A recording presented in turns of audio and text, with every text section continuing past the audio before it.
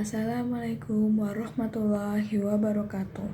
Perkenalkan, nama saya Fadia Cintabella Yulianto, NPM 191100127. Di sini saya akan menjelaskan materi tentang tes kepribadian. Mata kuliah Pemahaman Individu Tes. Dosen pengampu Ibu M.A. Primaningrum, DM, SPSI, MPSI, PSI. Ya, saya di sini akan menjelaskan tentang kepribadian dulu. Kepribadian menurut para ahli adalah yaitu yang pertama menurut Yinger, yaitu kepribadian adalah keseluruhan perilaku dari seorang individu dengan sistem kecenderungan tertentu yang berinteraksi dengan serangkaian instruksi. Lalu yang kedua ada dari Kaber yang menjelaskan bahwa kepribadian adalah gabungan keseluruhan dari sifat-sifat yang tampak dan dapat dilihat oleh seseorang. Lalu selanjutnya saya akan menjelaskan tentang aspek dalam kepribadian. Yang pertama, individu terpengaruh oleh aspek ketidaksadaran. Contohnya, kita mungkin akan melakukan hal-hal yang sama seperti yang dilakukan orang tua terhadap diri kita sendiri. Yang kedua, individu dipengaruhi oleh kekuatan ego. Misalnya, kita sering berusaha menjaga rasa penguasaan dan konsistensi dalam perilaku.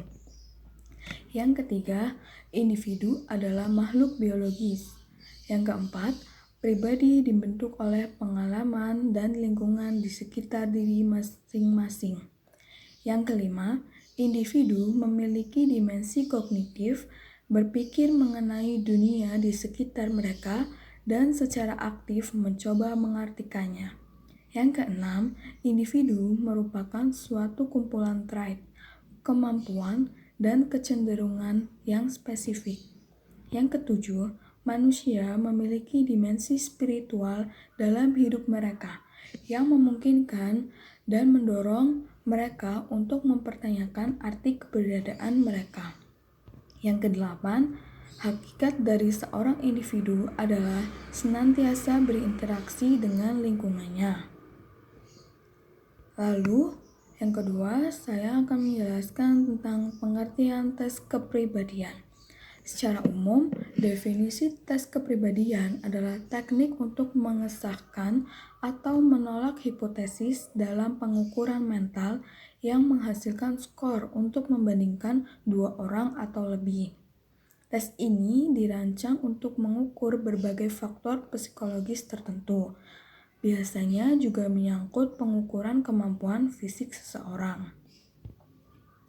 Menurut Lee J. Kornbluh dalam Essentials of Psychological Testing, tujuan tes kepribadian adalah mengetahui perbedaan di antara setiap kepribadian dan kepribadian itu sendiri bersifat individual. Yang berarti seseorang pun yang memiliki kepribadian yang sama di antara satu dengan yang lainnya, dan kepribadian itu sendiri bukanlah sesuatu yang salah atau benar, bukan pula sesuatu yang baik ataupun buruk, sehingga kepribadian apa adanya diri Anda yang telah memiliki kepribadian yang unik, berbeda dari yang lain. Lalu selanjutnya, tes-tes kepribadian melibatkan stimulus terstandarisasi yang ditunjukkan untuk memancing dan menganalisa perbedaan reaksi antara satu individu dengan individu lain.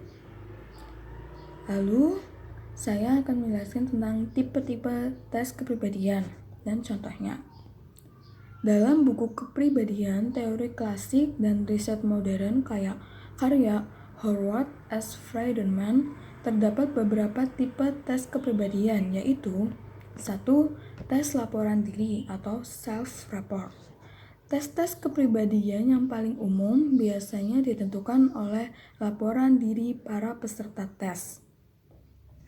Peserta tes ini harus memberikan respon atau jawaban terhadap beberapa item-item pertanyaan yang sesuai dengan kriteria tertentu. Artinya, item-item yang terpilih dapat membedakan sebuah kelompok khusus, misalnya kelompok individu normal dan kelompok individu yang depresi. Tes semacam ini sangat murah dan mudah untuk diberikan, seringkali objektif, namun validitasnya harus sering dievaluasi dengan hati-hati.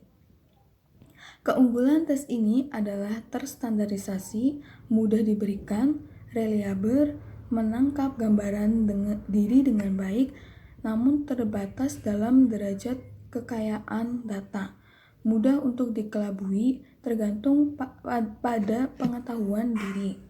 Contoh dari tes laporan diri ini adalah MMPI atau Minnesota Multipassing Personality Inventory, ACT, Affective Communication Test, Milan Clinical Multi-Hierarchical Inventory.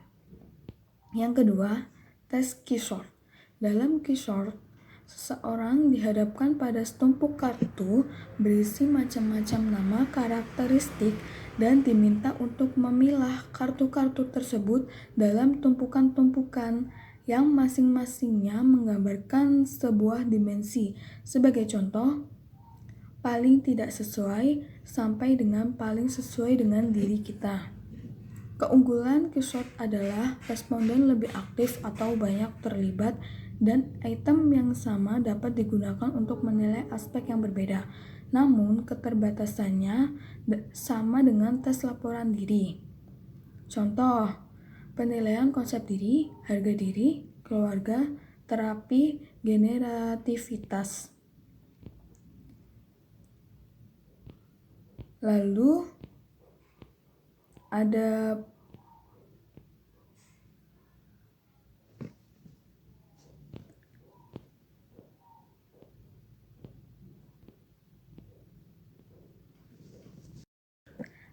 selanjutnya ada tes Warteg, merupakan tes yang pasti banyak ditemui bagi mereka yang sudah mengikuti rekrutmen di dalam kantor. Tes ini terdiri dari selembar kertas dengan 8 buah kotak yang terdapat beberapa macam tanda-tanda kecil. Tugas peserta adalah melanjutkan tanda atau pola tersebut menjadi sebuah bentuk atau gambar.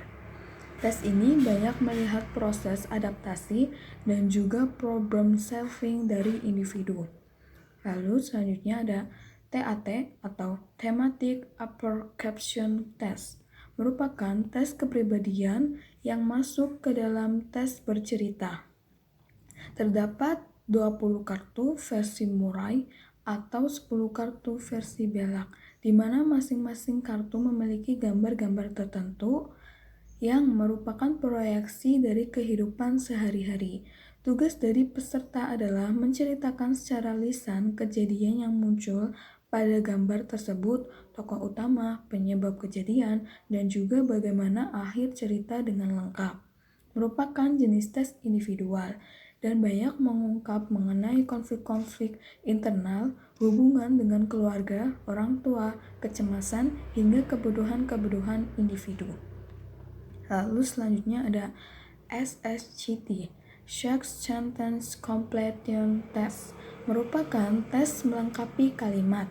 Di dalam alat tes sudah terdapat 60 kalimat atau pertanyaan yang belum lengkap. Peserta diminta untuk melengkapi kalimat tersebut sesuai dengan apa yang dipikirkan pertama kali. Tes ini banyak mengungkapkan masalah terhadap orang tua, masa lalu, masa depan, rasa bersalah, dan juga mengenai relasi sosial. SSCT ini merupakan tes yang banyak digunakan dalam bidang ilmu psikologi klinis dan sosial. Peserta diharuskan mengisi atau melanjutkan pertanyaan yang tersaji di dalam tes ini. Lalu selanjutnya ada tes Rorschach. Rorschach ini merupakan tes bentuk kepribadian yang juga dikenal dengan teknik bercak tinta. Terdapat 10 buah kartu, di mana masing-masing kartu terdapat gambar abstrak hasil dari lipatan kertas yang memiliki bercak tinta. Tes ini merupakan tes individual dan memiliki penilaian yang cenderung objektif karena memiliki standar penilaian dan tidak mengutamakan persepsi subjektif. Tes bentuk Rorschach ini mampu mengungkapkan hampir seluruh aspek atau trait individual yang ada, mulai dari pemecahan masalah, stres, depresi, luka masa lalu, pola pikir, hingga melihat apakah seseorang memiliki kecenderungan gejala-gejala gangguan jiwa berat seperti skizofrenia dan sebagainya. Lalu ada alat tes psikologi Pauli dan Kraepelin. Pauli dan Kraepelin merupakan tes psikologi golongan kepribadian yang masuk ke dalam kategori Battery Test. Battery Test merupakan tes yang menggunakan waktu, di mana individu harus bisa menyelesaikan tes dalam waktu tertentu. Pauli dan Kraepelin adalah salah satu tes psikologi yang sudah sangat familiar di dalam rekrutmen karyawan yang mampu mengukur kinerja, resistensi terhadap stres, semangat kerja, dan trait lainnya yang berhubungan dengan kinerja di dalam kantor. Pauli dan Kraepelin merupakan tes menjumlahkan angka, di mana tugas dari peserta adalah menjumlahkan angka sebanyak-banyaknya dalam jangka waktu tertentu. Lalu selanjutnya ada IPPS, Upward Preference Personal Schedule. Merupakan tes psikologi kepribadian yang umum digunakan. Terdiri dari 220 item. Tes ini melihat kebutuhan-kebutuhan akan diri seseorang seperti kebutuhan untuk berprestasi, kebutuhan untuk bersosialisasi, kebutuhan untuk memerintah orang, dan lain sebagainya. Lalu selanjutnya ada CAT atau Child Appreciation Test. Tes ini adalah merupakan tes bentuk kepribadian di mana peserta tes diminta untuk menceritakan gambar yang terlihat pada sebuah kartu.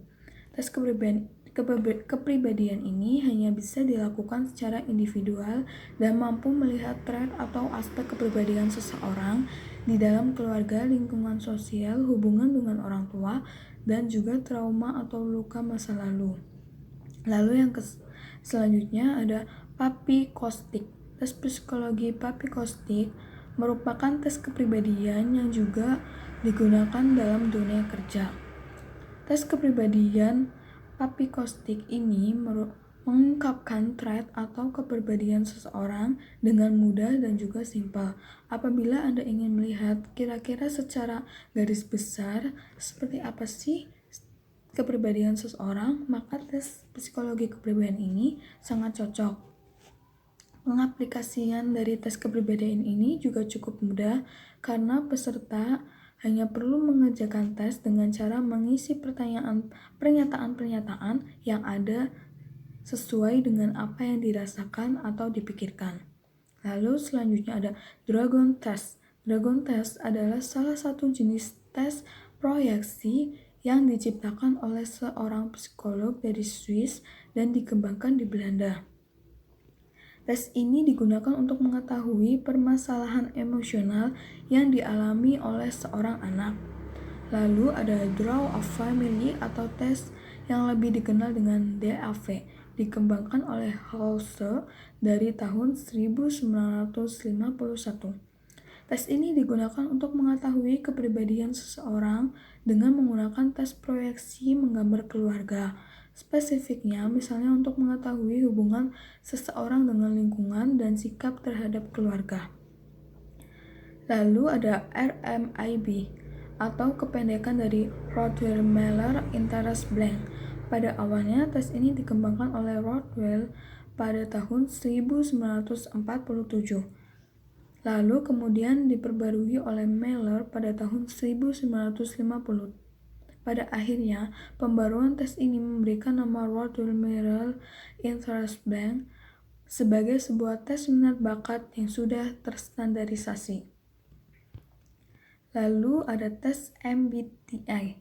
Ini dibuat dengan menggunakan dasar teori yang dikemukakan oleh Carl Jung, seorang tokoh penting di dalam ilmu psikologi yang mengemukakan banyak pandangan, seperti salah satunya adalah pandangan dan juga teori mengenai tipe kepribadian Jung dan juga 4 tipe fungsi psikologis utama yang dimiliki manusia dalam menjalani kehidupan.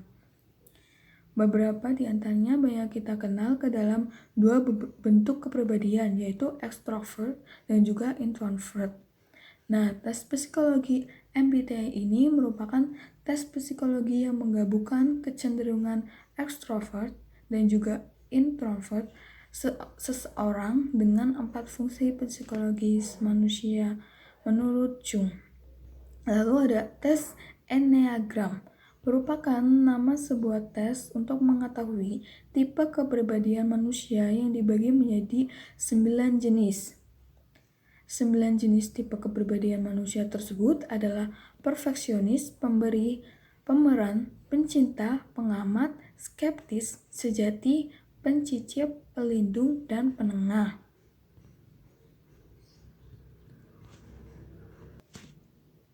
Ya, tadi saya sudah menjelaskan yaitu tes kepribadian dan juga tipe-tipe dan contoh dari tes kepribadian. Kurang lebihnya saya mohon maaf. Wassalamualaikum warahmatullahi wabarakatuh.